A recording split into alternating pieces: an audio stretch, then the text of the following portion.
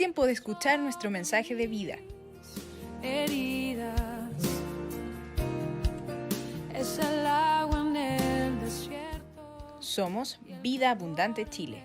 El invierno. No, está bien, está bien. Bueno, buenos días los hermanos. Yo estoy fuera de Santiago, estoy por acá en la quinta región y he tenido bastante mala señal. Yo quiero orar por eso porque podemos estar un poco interrumpidos. Aquí me han ayudado todos mis hijos a ayudar a mejorar este nivel de conexión, pero la verdad es que sigue siendo medio malito, digamos, ¿no?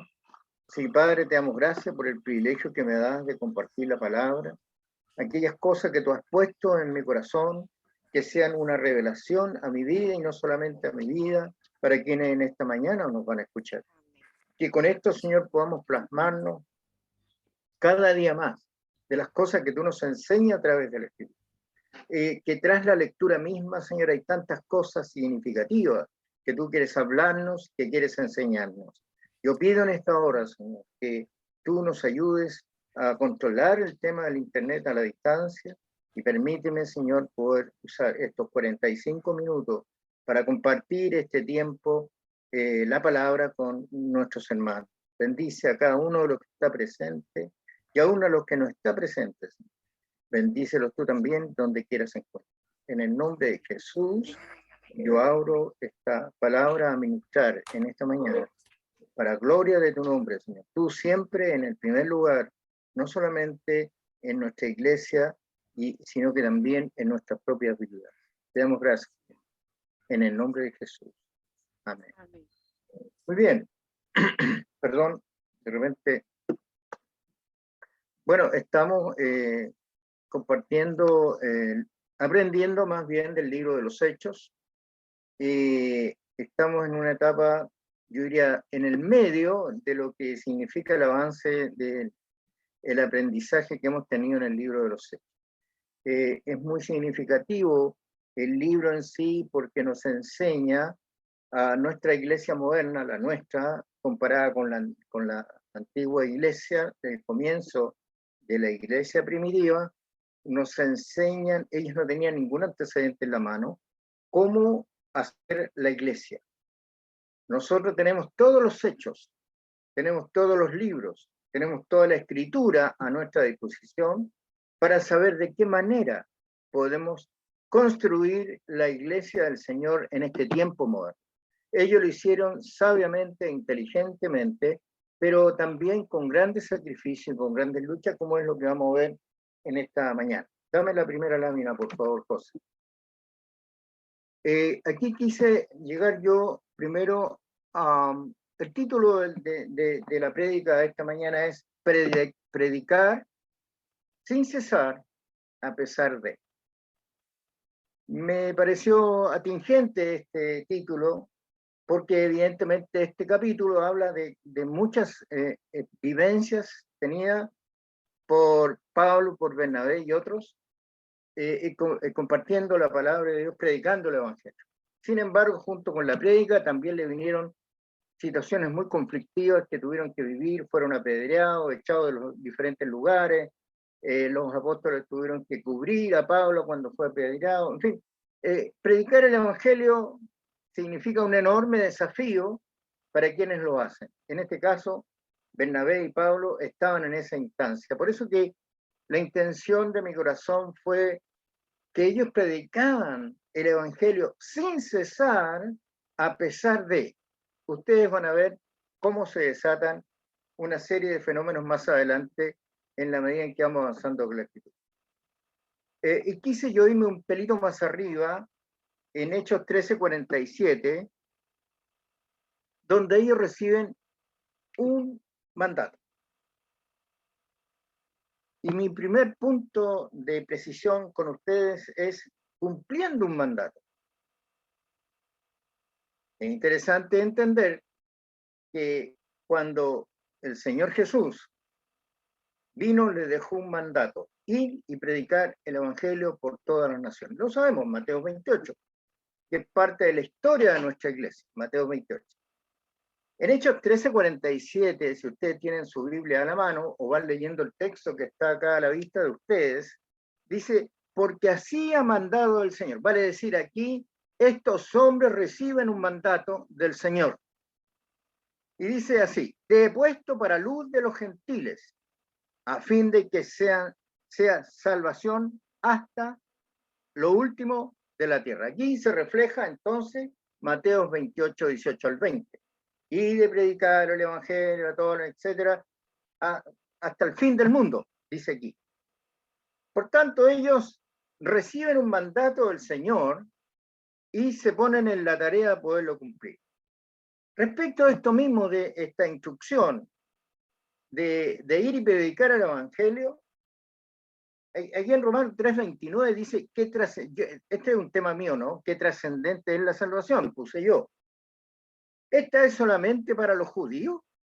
¿No es también el Dios de los gentiles? Porque en aquellos días los judíos creían que la visita de Jesús y la otorgación de la salvación solamente era exclusiva para el pueblo judío.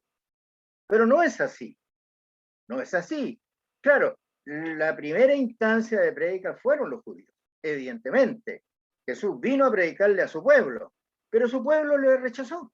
En el tiempo en que usted conoce la Escritura, los judíos finalmente no aceptaron a Jesús como su Señor y naturalmente como su Salvador. Evidentemente que no fue todo el pueblo judío, pero había una gran cantidad de judíos que estaba en contra de este, especialmente los que tenían grandes connotaciones religiosas.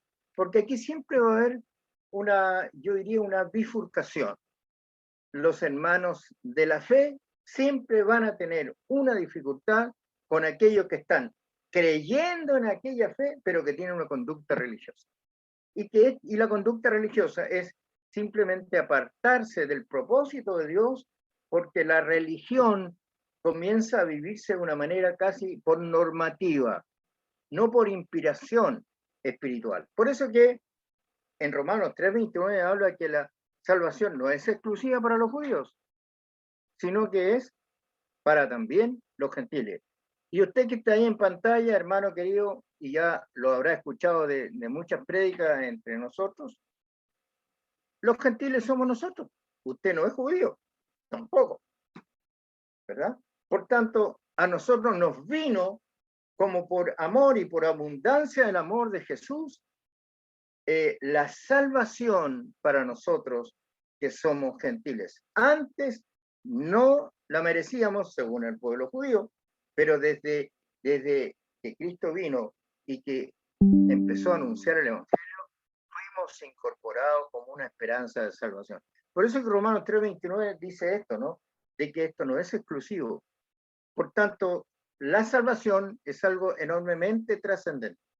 Romanos 3:22-23 dice, la justicia de Dios por medio de la fe en Jesucristo es para todos los que creen en Él. Gloria a Dios. Es decir, aquí no hay excepción de persona, no hay excepción de persona. Todos los que creen en Jesucristo tienen la opción de salvación, hermanos queridos, sea usted religioso, haya tenido una vida religiosa en otra iglesia, como yo la tuve en la iglesia católica, no importa, yo también soy parte del deseo de Jesús de ser salvos, ¿verdad? Porque hemos creído en Jesucristo, en el Hijo de Dios. Entonces, continúa el texto, dice, para todos los que creen en Él, porque no hay diferencia por cuanto todos pecaron y están destituidos de la gloria de Dios. Vale decir, aquí no solamente los judíos están destituidos de la gloria de Dios, sino que también los gentiles. Todos están destituidos de su gloria. El único que restauró o quien restauró esta relación en los que estaban destituidos de la gloria de Dios fue nuestro amado Jesús.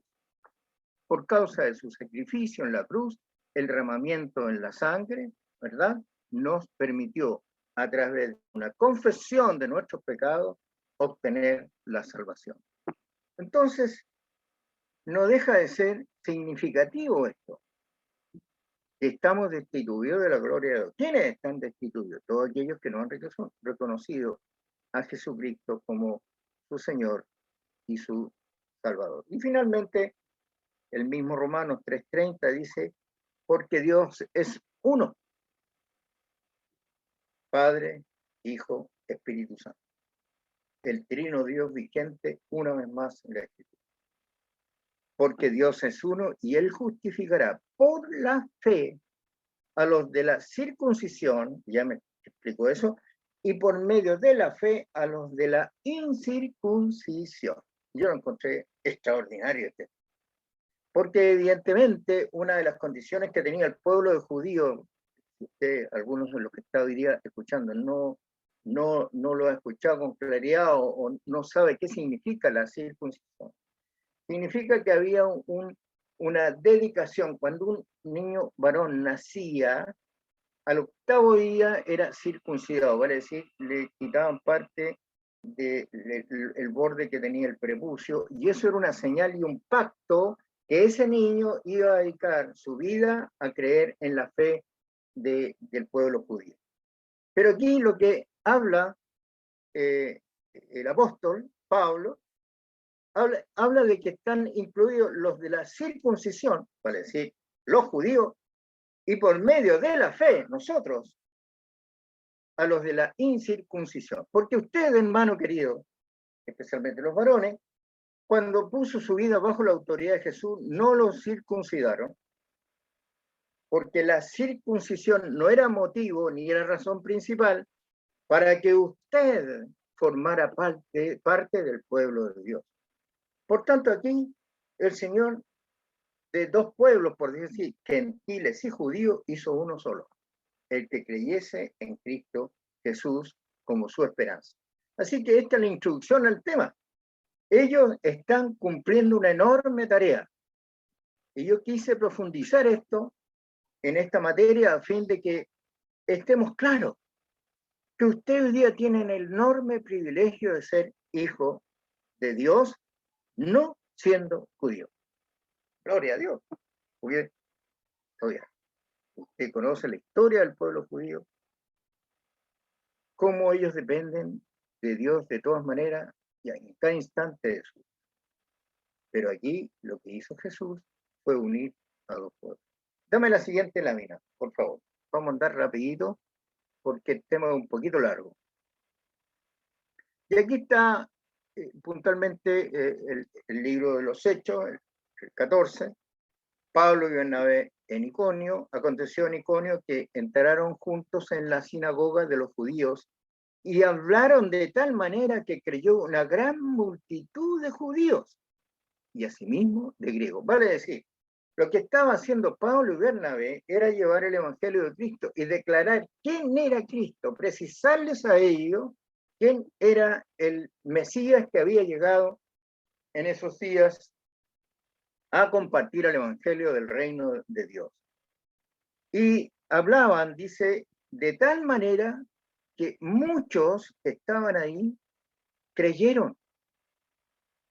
Es decir, los judíos empezaron a abrir sus ojos, a entender que lo que estaba diciendo Pablo y Bernabé tenían asidero bíblico, de acuerdo a lo que la Torá les enseñaba, y ellos trasladaban la vivencia de la Torá, probablemente en sus prédicas, la incorporaban a la presencia de Jesús en aquellos días en ese lugar.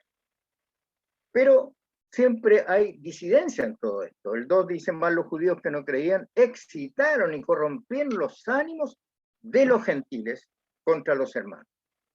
Y los gentiles, claramente, vuelvo a decir, aquí eran todos los que no son judíos, ya habían griegos, de diferentes nacionalidades que estaban ahí, estaban levantando murmullo, haciendo poner en duda lo que estos hombres predicaban. Dame la siguiente lámina. Aquí después viene un comentario. Dame la siguiente. Por tanto, dice ahí, se detuvieron allí mucho tiempo. Es decir, mira, es interesante esto también, hermano.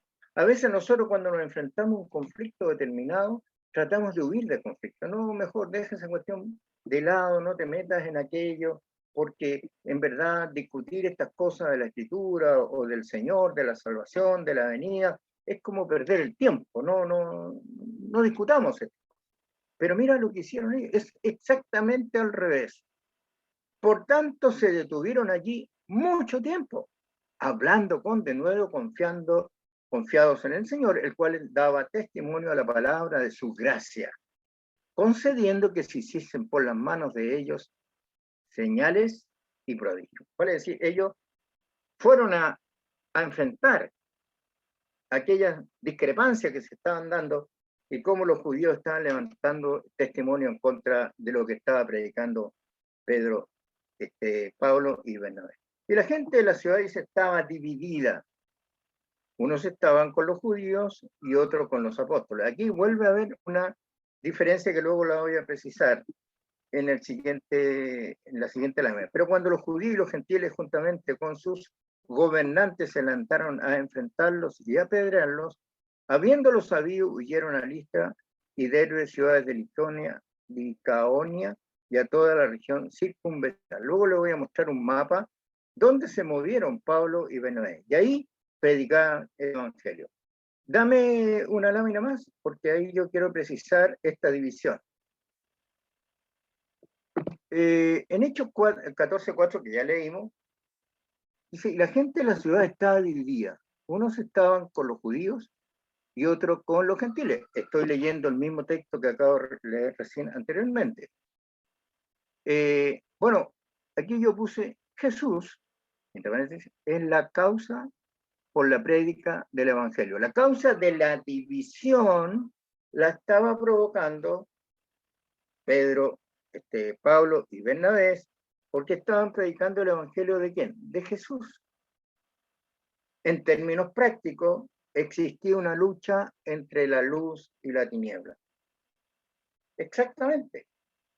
Pedro, me da por decirle Pedro a Pablo, Pablo estaba predicando el evangelio del reino de Dios, que es la señal clara de la anunciatura, de la luz del evangelio de Cristo.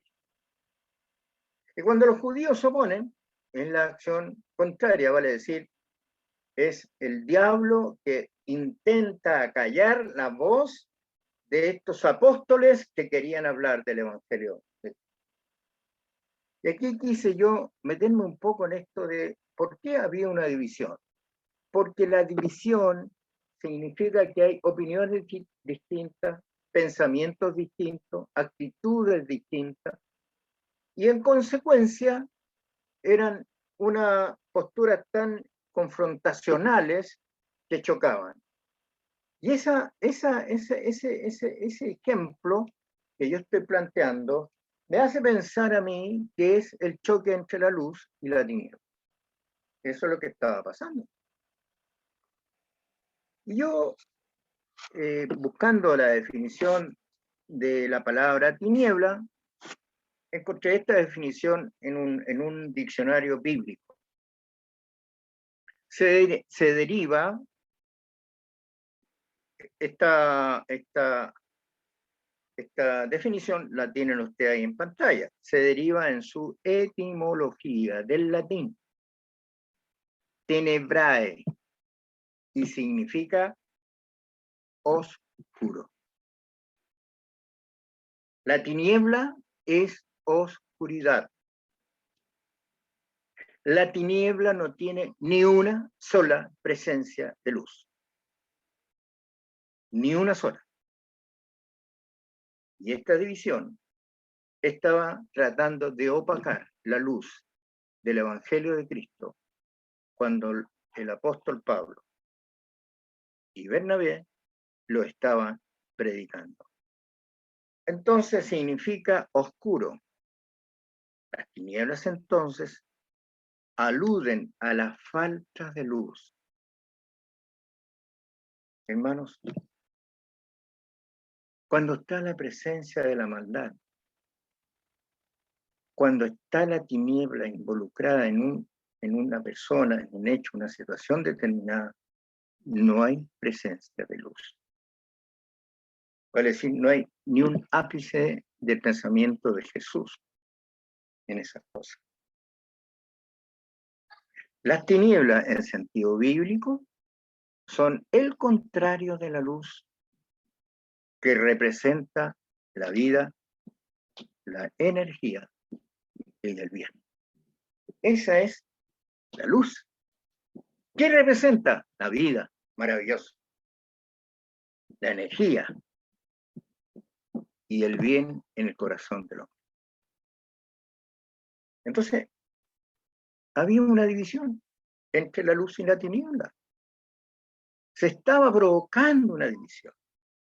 La luz quería opacar, perdón, la tiniebla quería opacar la luz, pero la luz no se permite acceder, o más bien, la tiniebla no accede a la luz. De la palabra luz, Juan 1:4 dice, en él estaba la vida, en Jesús. Y la vida era la luz de los hombres. La luz en las tinieblas, mira qué maravilloso, resplandece. Y las tinieblas no prevalecieron contra ella. Hermanos queridos, con esto les quiero animar y decirles que las tinieblas no pueden prevalecer en nuestro corazón. No hay un ápice de tiniebla que acceda a nuestro corazón. Y cuando esto ocurra por diferentes razones, por algunas circunstancias de la vida, usted tiene la posibilidad de expulsar las tinieblas en el nombre de Jesús, de cualquier hecho o fenómeno que usted conozca, sepa o haya vivido. Así es que esta división no era menor, la que está relatando el versículo 4 del libro de los Hechos, ¿no? Tenía su significancia. Dame la siguiente lámina, por favor, José.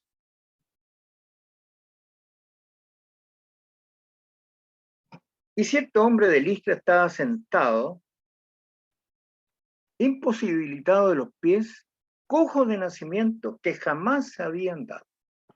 Esto también me pareció muy relevante precisarlo y lo aclaro también más adelante. Este oyó hablar a Pedro, es decir, lo escuchó, el cual, y aquí viene lo más relevante a mi modo de esta experiencia del apóstol, el cual dice, fíjese bien y lea con mucha precisión este siguiente texto de la oración. Fijando en él sus ojos. Pablo fijó los ojos de él en el corazón, en los ojos del cojo. Lo primero que hizo. ¿Y cuál fue el resultado de esta mirada? Y viendo que tenía fe, gloria a Dios, un discernimiento espiritual de Pablo le permite acreditar que el hecho de buscar a Pablo, este hombre que no se podía mover, dice el texto, y viendo que tenía fe para ser sanado, es decir, Pablo lo escrutó con su mirada y alcanzó a discernir que este hombre tenía suficiente fe para que fuera sanado. Y aquí hay un factor muy importante. En las iglesias nuestras tradicionales, hay muchos hermanos que acuden a que los pastores oremos por ellos para que les sea administrada sanidad. Pero ellos vienen por inercia, muchas veces, no todo el tiempo es así, vienen por inercia a recibir la sanación que parece ser que está empoderada en los apóstoles, en un pastor, en un líder, alguien que ministre acerca de la sanidad a alguna persona.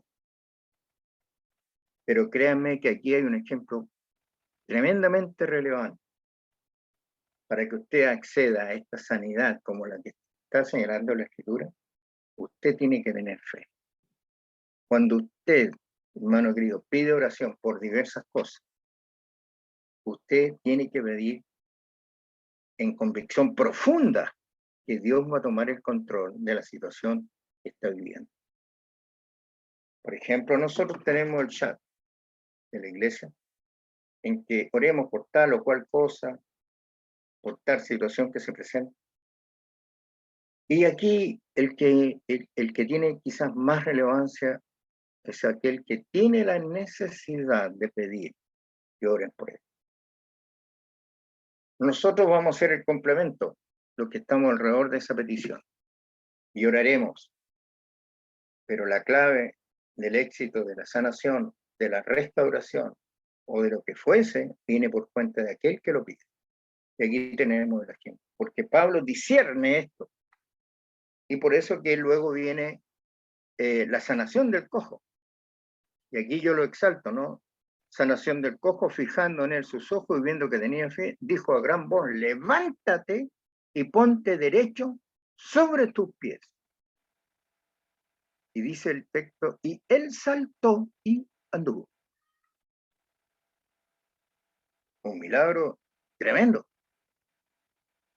Dijo a gran voz, levántate derecho sobre tus pies, y él saltó y anduvo. Entonces la gente, visto lo que Pablo había hecho, alzó la voz, diciendo en lenguas licaónicas. Esto es como un dialecto propio de ese lugar, ¿eh? No tiene ninguna otra traducción. Es una forma, es como, no sé, es como, por ejemplo, el Mapudungun tiene un idioma, una cosa parecida. Y quienes lo conocen más los que viven en ese lugar.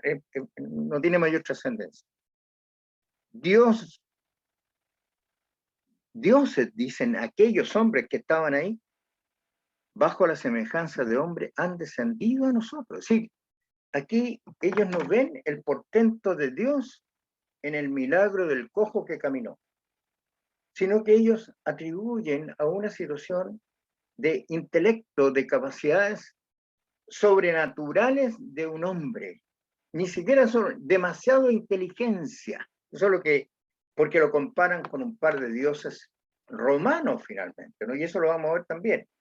Entonces, comienza ese tipo de comentario respecto a que han venido a nosotros hombres tremendamente relevantes. Y ahí el versículo 12 dice, y a Bernabé llamaban Júpiter, y a Pablo Mercurio, porque este era el que llevaba la palabra, Mercurio. Ahora bien, el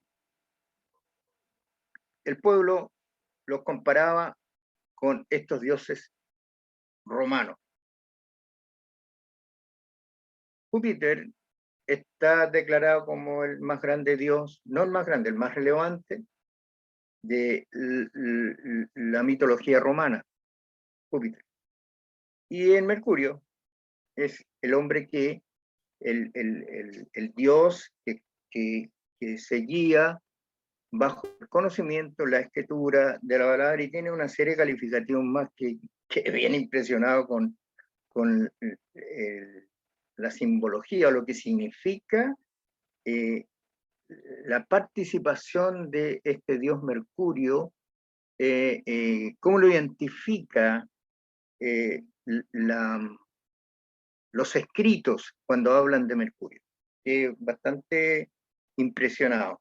Así que aquí Pablo y Bernabé son considerados dioses levantados por los hombres, Júpiter y Mercurio, que es una mitología, vale decir, no existe, ¿no?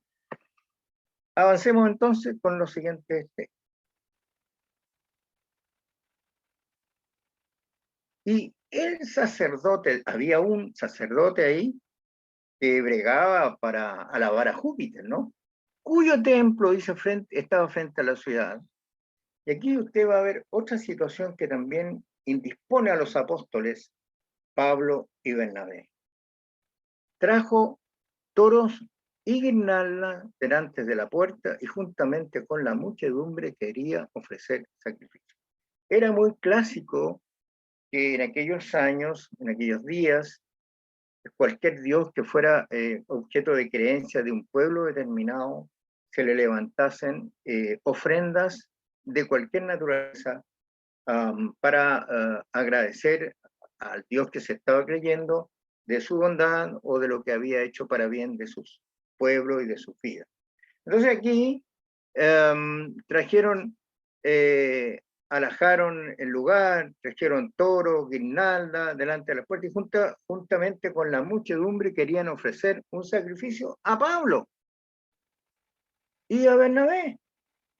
Cuando lo vieron los apóstoles Bernabé y Pablo, rasgaron sus ropas y se lanzaron entre la multitud. Dijeron, pero ¿cómo se le ocurre tal tal ofensa.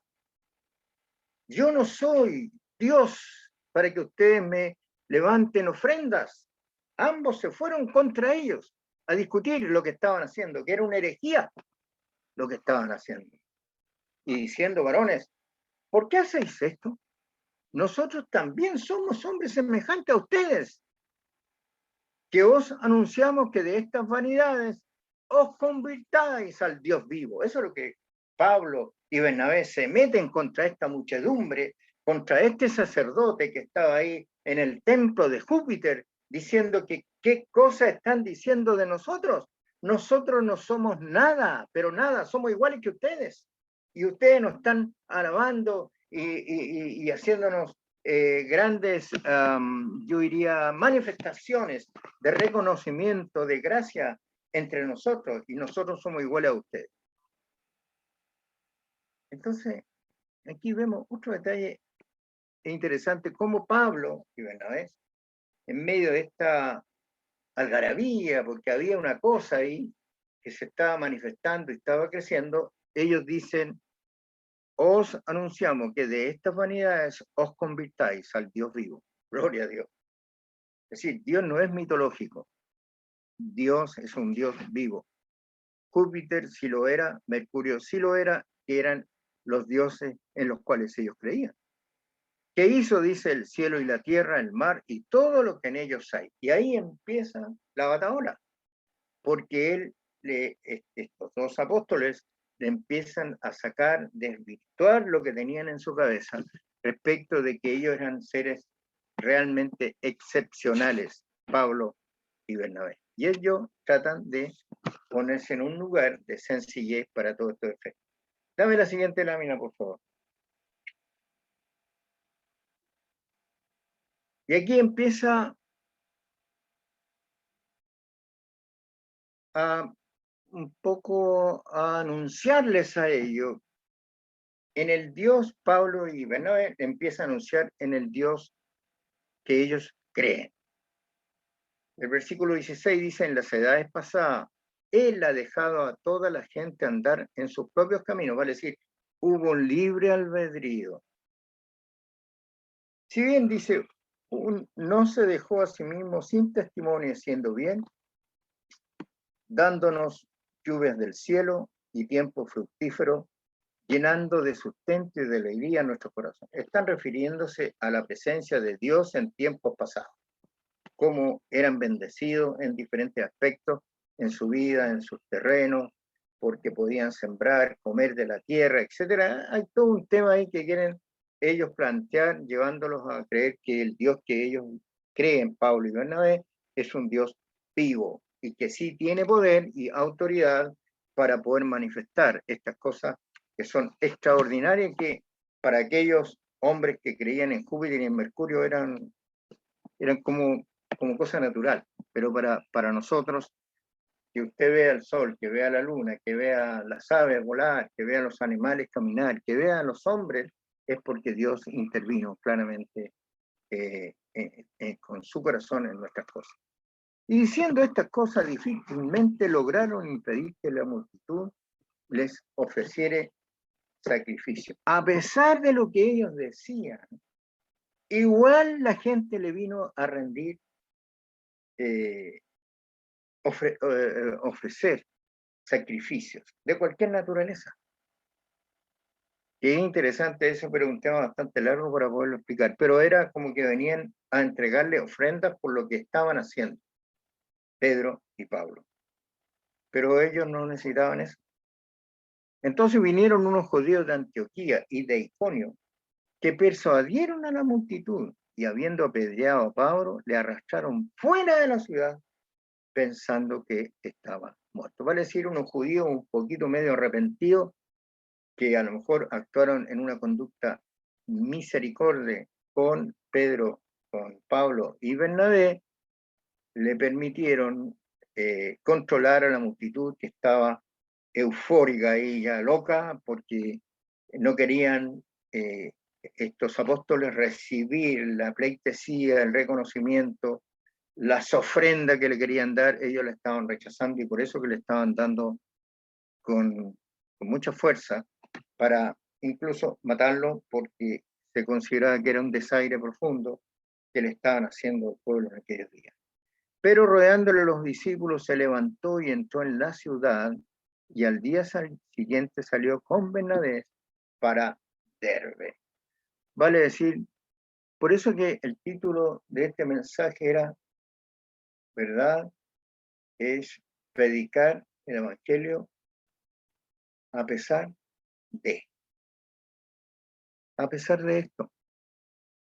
Porque créame, hermano, que cuando uno le anuncia el Evangelio a otra persona, hay muchas cosas que pasan por el corazón de la otra persona. Y la cosa más simple que le puedo decir es que usted es un religioso. Porque usted cree en un Dios que no existe, que nadie lo ve. Entonces somos desacreditados muchas veces, tomados casi por ignorancia en este tiempo en que la ciencia artificial, el conocimiento de las cosas, la inteligencia artificial es una cosa que ha avanzado en todo lugar en el mundo entero. Parece ser que el hablar de fe es como bajar a un nivel de pobreza intelectual. ¡Qué barbaridad! Bueno, algo así le estaba pasando a estos hombres allá en este lugar. Dame la siguiente lámina.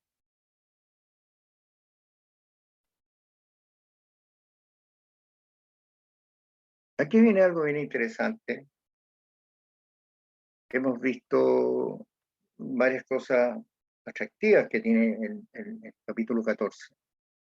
Y después dice el 21, y después de anunciar el Evangelio a aquella ciudad y de hacer muchos discípulos, volvieron a Listra, a Iconio y a Antioquía. El resultado fue bueno, porque a pesar de todo el barullo que se armó, de todo lo que, cómo lo apedraron a Pablo y cómo lo descalificaron, a pesar de que lo querían considerar como un Dios poderoso a estos dos hombres, el resultado es que muchos discípulos hicieron muchos discípulos en ese lugar.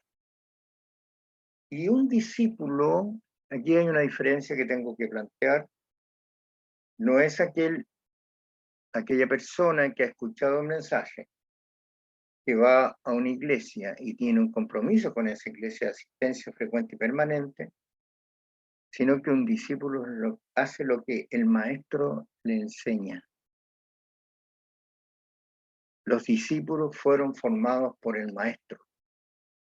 Entonces hay una diferencia sustantiva entre el asistente a una iglesia determinada y un discípulo. Un discípulo es aquel que hace todo lo que el maestro le enseña y lo pone por práctica. A diferencia del religioso, que puede escuchar lo mismo que escucha un discípulo, pero no pone en práctica todo lo que el maestro le aconseja, le sirva para su vida. Entonces, aquí ya vemos un fruto. Mucho. Dice, y de hacer muchos discípulos. ¿Después de qué? De anunciar el Evangelio. Volvieron a Listra y a Iconio y Antioquía, confirmando los ánimos de los discípulos, exhortándoles a que permaneciesen en la fe y diciéndolo es necesario que a través de muchas tribulaciones entremos en el reino de Dios. Por eso que el título era predicar el Evangelio a pesar de tribulaciones, para que podamos entrar en el reino de Dios.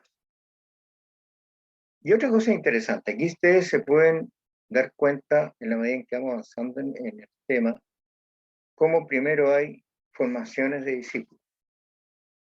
Y más adelante vamos a ver cómo también quedaron algunos ancianos encargados de cada iglesia que ellos visitaban. Entonces el 22 dice que mediante muchas tribulaciones entremos en el reino de Dios. Pero el 23 dice, y constituyeron ancianos en cada iglesia. Vale decir, hubieron hermanos responsables que asumieron su rol propiamente tal y se quedaron en los lugares donde los apóstoles visitaron, predicaron el evangelio, hubo conversión de muchos hermanos, pero los apóstoles se iban y tenían que dejar a alguien que les permitiera seguir con la conducción de la iglesia. Y por eso que dice aquí, constituyeron ancianos en cada iglesia. Debe entenderse que la palabra anciano no se refiere a un individuo de mayor edad o anciano por edad. Se refiere a ancianos maduros, responsables, de las cuales los apóstoles le entregaron la conducción de la iglesia y dijeron, con estos hombres vamos a edificar la iglesia mientras ellos estén aquí. Y ellos se fueron. Luego agrega y dice, habiendo orado con ayuno, los encomendaron al Señor en quien habían creído. Vale decir, los apóstoles terminan una etapa importante en la visita a esta ciudad, finalmente haciendo muchos discípulos y nombrando ancianos para que puedan seguir la conducción de la iglesia. Con esto uno se da cuenta, en la medida en que lee la escritura y que va pudiendo explicar, cómo la iglesia creció en aquellos años, a costa de mucho sacrificio, a costa de mucho esfuerzo, a costa de que muchos quedaron en el camino, algunos fueron muertos, otros fueron apedreados. En fin, la vida de la primera iglesia no fue una cosa simple, fue una cosa de alta complejidad. ¿Y por qué nosotros en el tiempo moderno no nos apedrean? No nos vienen a tirar piedra a la iglesia, todavía, no sé, si es que tenemos algún día. Pero evidentemente hemos sido muchas veces separados de la sociedad o tildados de fanáticos, de gente que verdaderamente no tiene ninguna otra visión de la vida que no sea creer en una religión determinada. En el caso de nosotros, no somos religiosos, somos discípulos del Señor. Dame la siguiente lámina, estamos avanzando bastante, aquí a poco. Aquí vemos un poco el trabajo. Yo quise mostrar esta imagen acá. Si bien es cierto, puede que la letra no se entienda muy bien, pero yo contabilicé 14 lugares que estuvo Pablo predicando el Evangelio con Bernabé. En otra lámina que no salió muy bien y tuvimos que cambiarla con el José, sale la indicación por dónde la ciudad que pasó. Pero ahí se ve Antioquía. Yo le puse acá, mejor voy a leer lo que tengo escrito porque me cuesta leer incluso en la pantalla las ciudades que visitó. Antioquía, Seleucia, Salamina, Pafos, Licia, Atalia, Pergel, Pisidia, Listra, Antioquía, porque se da una vuelta de nuevo, llega de nuevo a Antioquía, también la visita por dos veces, Iconio, Derbe, Cilicia, y finalmente llega a Tarso, Pablo, ciudad desde donde es nativo. Vale decir, recorrió todo ese lugar. Se estima que más o menos en un año y medio. Imagínense lo que hacía el hombre trabajando en esto. Si ustedes miran hacia la izquierda de su pantalla, verá que ahí aparece Roma, Italia. Por tanto, en el lugar en que estaba, era en el mar Mediterráneo. Y el hombre se subía a barco, cruzaba el mar, llegaba de una ciudad a otra. Es decir, hizo un trabajo gigante, Pablo, con la tarea de ir a predicar el Evangelio a los gentiles. No se olviden eso. Dame la siguiente lámina, estamos terminando. Pasando luego por Pisidia, vinieron a Panfilia, Y habiendo predicado la palabra en Pergue, descendieron a Atalía. De allí navegaron a Antioquía, desde donde habían sido encomendados a la gracia de Dios para la obra que habrían cumplido. Y habiendo llegado y reunido a la iglesia, refirieron cuán grandes cosas había hecho Dios con ellos. Y como había abierto la puerta de la fe a los gentiles, se quedaron allí mucho tiempo con los discípulos. En el fondo, llega a este lugar y les cuenta todas las aventuras que tuvo Pablo, y Bernabé en este tremendo primer viaje de evangelismo que tuvieron estos apóstoles para predicar el evangelio de Cristo. Creo que ahí terminamos, José, ¿no? Dale, dale. Aquí está. Resultados. Están ahí en Hechos 14, 24, 28. Hicieron muchos discípulos, constituyeron ancianos en cada iglesia, y así se podría medir el trabajo evangelístico. Es decir, el trabajo de Pablo y Bernabé fue indiscutiblemente exitoso. Así es que, hermanos, que esto sea también una motivación para cada uno de nosotros, que podamos seguir anunciando y predicando el Evangelio del Reino de Dios, a pesar de todas las vicisitudes que usted pueda tener, a no quedarnos dormidos en el conocimiento, a no quedarnos en la casa, sino que a motivarnos a seguir anunciando el Evangelio del Reino de Dios, así como lo hacía Pablo. Lo que he hecho yo es hacer un pequeño viaje histórico por este primer viaje de Pablo y Bernabé por estos lugares y estos 14 puntos que él fue a predicar el Evangelio. Eso es, hermano. Que el Señor les bendiga y que tengan una hermosa semana y que sigamos adelante, porque su fe no puede caer. Más por el contrario, tiene que mantenerse firme. Que el Señor les bendiga.